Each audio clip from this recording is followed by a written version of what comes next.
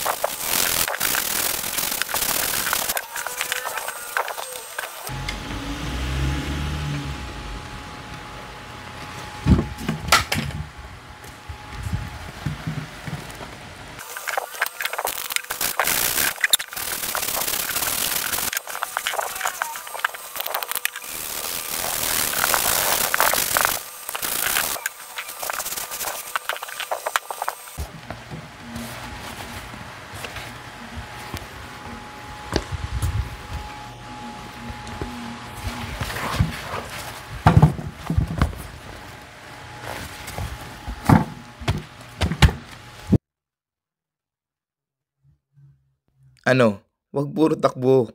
Maglinis ka din ng sapatos. Kung gusto mo to, nandyan sa yellow basket. Check mo na lang.